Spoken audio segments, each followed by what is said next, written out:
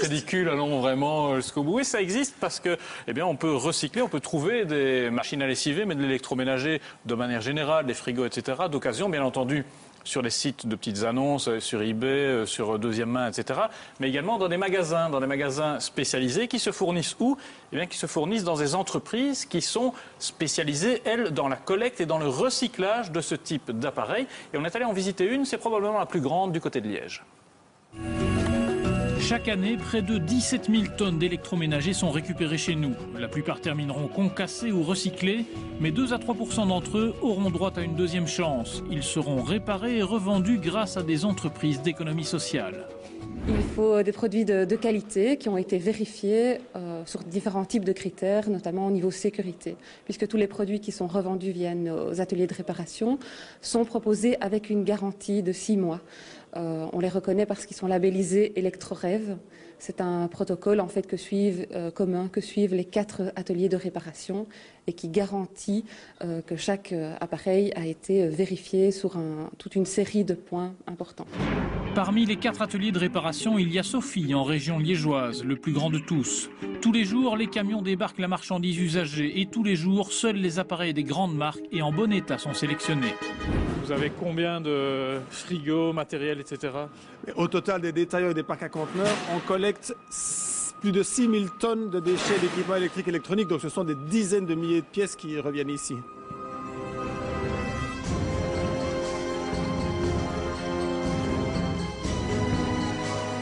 Alors il faut aussi un stock de pièces détachées. Alors il faut un stock de pièces détachées. Quand une machine ne peut pas être réparée, on la démonte, on prend les pièces, on les stocke et quand on a besoin d'une pièce, on les en réserve. Ainsi, on ne doit pas acheter de nouvelles pièces pour remettre dessus. Pour faire une machine, il faut combien d'anciennes? En général, on considère qu'il faut parfois 3 machines pour en refaire une.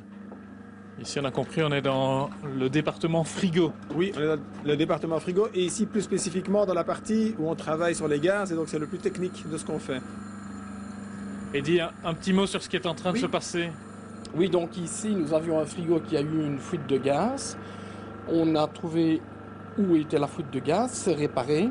Donc maintenant, ce qu'il nous faut, c'est à la fois renettoyer le système intérieur avec de l'azote. Et dès que le système est prêt, qu'on vérifie de nouveau qu'il n'y a plus de fuite, on va pouvoir réinjecter du gaz. C'est le gros du travail, c'est les machines à lessiver. Oui, la lessiveuse, c'est vraiment notre fer de lance, c'est ce qu'on fait le plus, effectivement. Et alors, vous en sortez combien par jour? Mais au total, il faut compter que sur une semaine, on fait une bonne 50aine d'appareils. Forcément, au bout de la chaîne, il y a le magasin, la vente. Oui, il y a le magasin qui est ici. On a aussi les points de vente jusqu'au Havre, Namur, dans la région liégeoise. Le but, c'est de vendre à quel prix? Donc, le but, c'est de vendre au tiers du prix de neuf. Est-ce que ça reste longtemps en magasin ou est-ce que vous avez vraiment une grosse clientèle? Non, on a vraiment une grosse clientèle. On voit qu'il y a quand même des problèmes économiques, des problèmes de pouvoir d'achat. Et donc, inévitablement, il y a énormément de gens qui viennent acheter. Et donc, on a très difficile de suivre la demande. Nous venons pour voir. Pour voir pour mes petites filles, parce qu'elles ont toutes les deux en ménage. Et alors, elles voudraient bien une machine à lessiver chaque. Ça fait, on vient voir.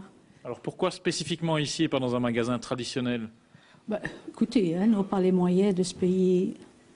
Elles sont jeunes, elles ont un enfant, et voilà quoi. La demande est tellement forte que le stock d'appareils est quasi inexistant. On a même dû créer une liste d'attente pour les frigos, par exemple.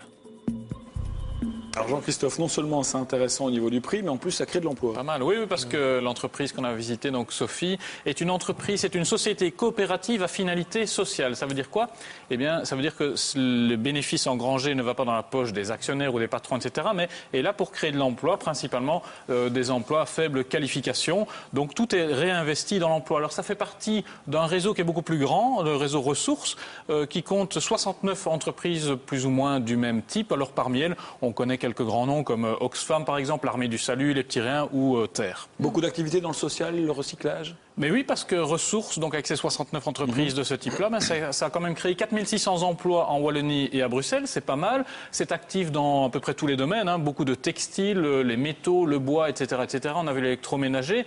Et puis, ça correspond aussi à 150 000 tonnes de déchets, de recyclage par an. Alors, sur ces 150 000 tonnes, il y en a 50 000 qui sont reconditionnés, revendus. Ah oui. Parfois, c'est plus simple pour des livres ou du textile. Parfois, c'est beaucoup plus compliqué, comme dans ce cas-ci.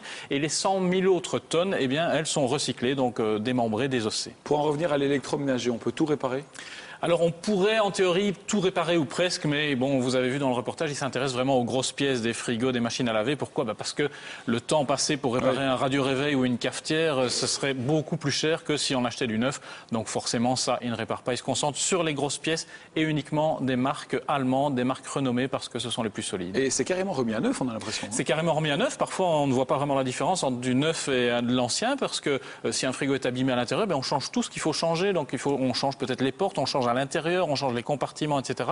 Et puis, il y a aussi des électroménagers qui sont quasi neufs et dont les gens se débarrassent. Ça arrive aussi après 6 mois, après même pas un an, on se débarrasse pour changer, pour acheter un nouveau modèle. Et ça arrive. Donc, bon plan du jour, mais inutile de se précipiter.